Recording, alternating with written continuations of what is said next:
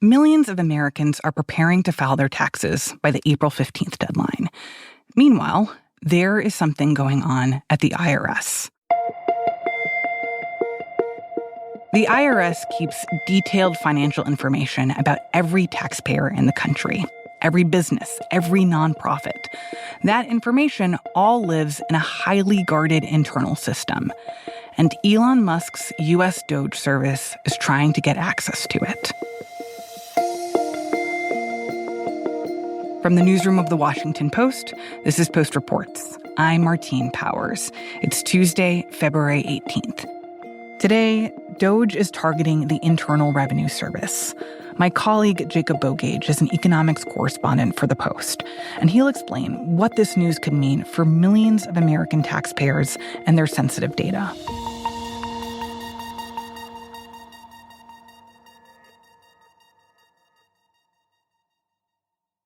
Okay, so Jacob, I want you to start by explaining a little bit more about this database that DOGE is hoping to access. Like, what is it?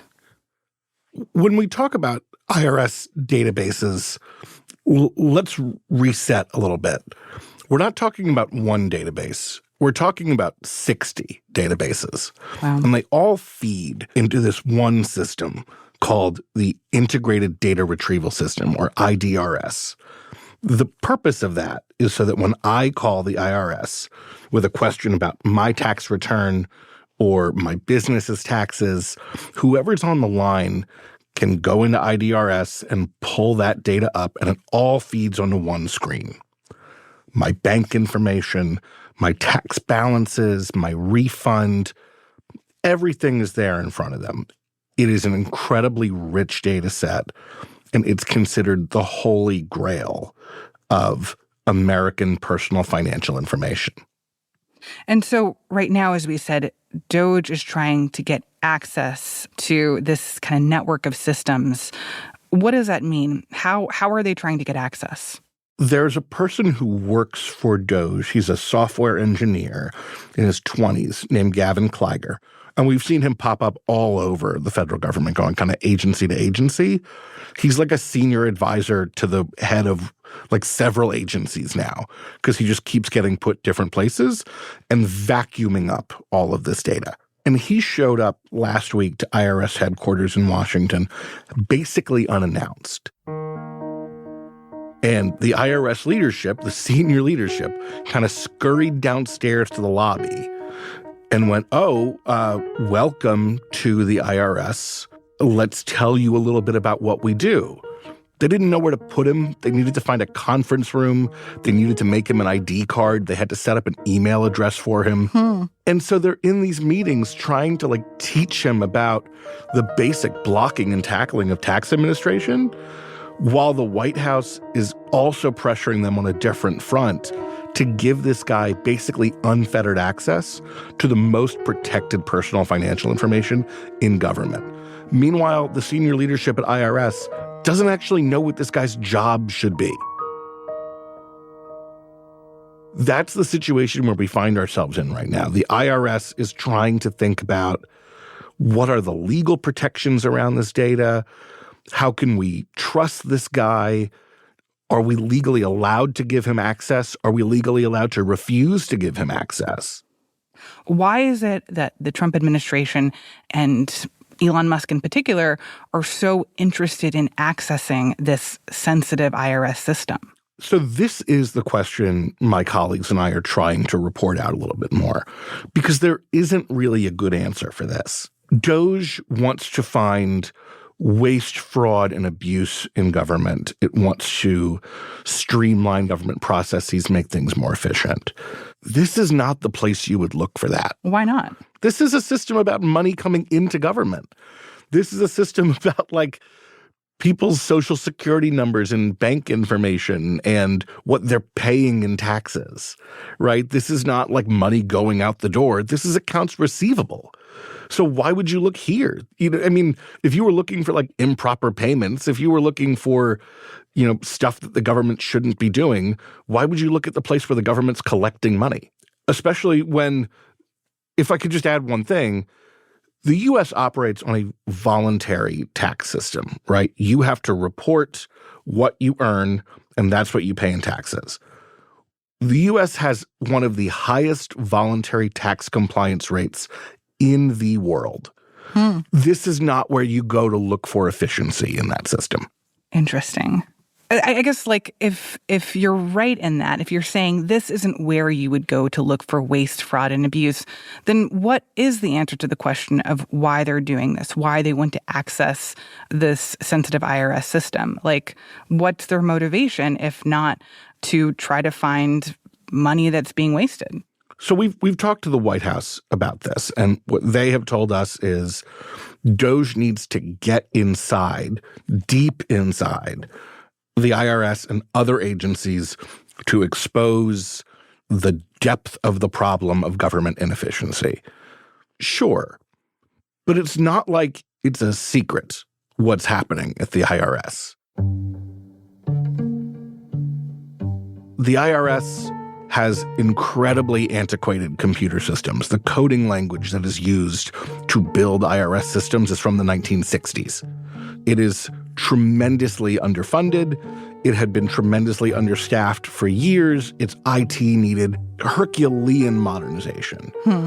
And we knew all of that because the IRS will tell us publicly. The IRS's Inspector General will tell us publicly. The IRS has an internal consumer watchdog called the National Taxpayer Advocate. They will tell this to anyone who will listen. This is not a secret. So the idea that they need to somehow find or get into the most protected data for taxpayers to see what the inefficiencies are. I mean, I'm not an expert, and I could tell them what the inefficiencies are. That's really interesting. And I think that's an important point to clarify here, because it sounds like what you're saying is that, yes, there's an argument to make that there should be an outside contractor or an outside professional in tech and IT who is coming in to the IRS to overhaul the IT in this government agency, because it's all very antiquated, which I think it's not surprising to anyone who's tried to file their taxes, especially file their taxes directly with the IRS, that, like, yes, these systems are antiquated. But what you're saying is that everyone agrees that some tech upgrades could be necessary. That would be a good thing to do. But the argument here is that you don't need access to all this sensitive information to diagnose the problem or figure out what to upgrade. Yes. And the IRS is also in the midst of a giant tech upgrade. If we go back to the Inflation Reduction Act of 2022, that is President Biden's kind of crowning jewel of a legislative accomplishment that covered taxes and healthcare and all of this stuff. But it also put $80 billion aside for the IRS to improve taxpayer services and increase enforcement on wealthy individuals and corporations. But there was another giant bucket of money as part of that $80 billion that we don't really talk about all that much, and it was for IT modernization. It was tens of billions of dollars to do specifically the IT modernization that the White House asserts needs to be done at the IRS. So it's not like there weren't experts in the building already doing this work, and it's not like the IRS hadn't identified exactly what needed to be done. When we talk about the IRS, I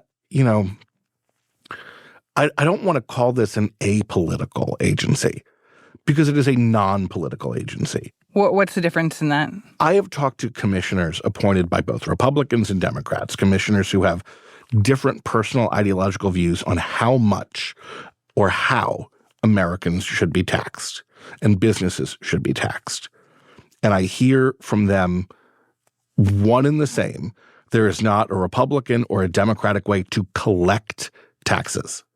How and what in taxes Americans should pay, that's up for Congress and the president to decide. All the IRS does is take that money in and make sure you don't owe a cent more than you ought to or pay a cent less than you should. That's their entire job. So when we talk about the IRS as a non-political or an apolitical agency, it lives in a completely separate universe. After the break, I talk with Jacob about why the IRS has become such a target. We'll We'll be right back.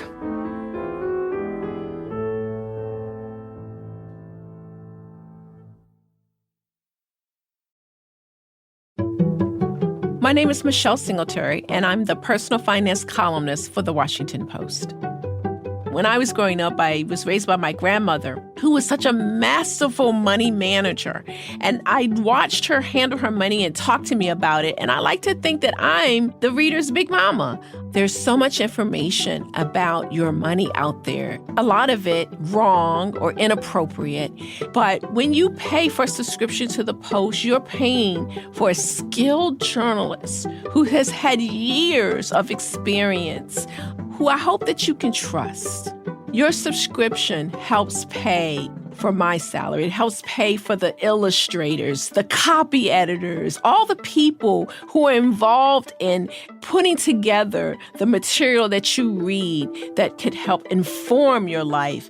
I'm Michelle Singletary, and I'm one of the people behind the Post. So, Jacob, let me understand a little bit more about what the stakes are of this. So if DOGE is, in fact, able to successfully get access to some of these sensitive systems, I mean, I'm thinking about someone listening to this podcast right now. Like, will DOGE have access to their personal information and, I don't know, like their bank account info? They could. Let me give you, in real time, kind of, as I reported the story. I was at a family event that I sprinted home from. And I don't have time, nor can I really explain to my family what exactly I'm doing. But they see the story that publishes hours later, and my brother texts me and says, should I be concerned about this? I love my brother. His taxes are really boring. So yes, could DOGE have access if they gain entry to this data set about your social security number, your personal tax identification number, your bank information, your employment history, your address and previous addresses, your dependents and family relations, in some cases, your medical or disability history? Yeah, they absolutely could, and that's terrifying.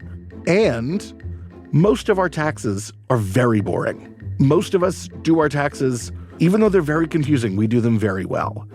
Most of us don't cheat on our taxes. And so could that information be accessible? Yeah, it could.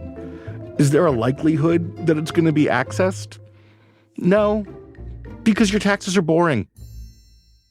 But what are the scenarios that you think about? I mean, when you hear the concerns about what it would mean for DOGE to have access to this kind of information, what are the worst case scenarios that people are imagining? So Donald Trump in his first term would openly muse about leveraging the IRS against his political opponents. It was not a secret. He would talk about it in the Oval Office. He would talk about it over rounds of golf. It was not a secret that he wanted to use the IRS to go after people. That's the big concern here. The level of access to this IDRS system we've been talking about, the commissioner of the IRS does not have access to that. The National Taxpayer Advocate does not have access to that. The Secretary of the Treasury does not have access. Political appointees don't have access. This is need to know, specifically to serve taxpayers. Those are the people who have access. When you start broadening that circle, especially broadening that circle into the political sphere, which the DOGE is, it is a political organ of the Trump administration, then who's to say what the use could be? And who's to say if the protections that guard the sanctity of our data will remain in place? You know, we are, and the tax system is, up against the guardrails on the side of the highway. And it's a question of how flexible are the guardrails? Do we burst through them, or do they bounce us back onto the highway? That's where we are right now. But Jacob, just to be clear, DOGE does not yet have access to this data, correct? That's right. DOGE does not have access to this data right now. And the process for that is there's this thing called a Memorandum of Understanding, or an MOU, that the White House has to work out with IRS.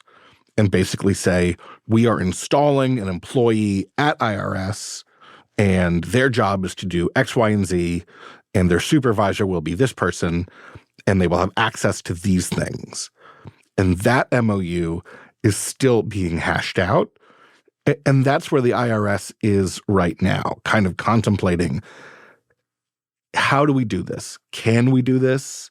Who should their supervisor be? Can we control their access? Can we legally say no? What do we do?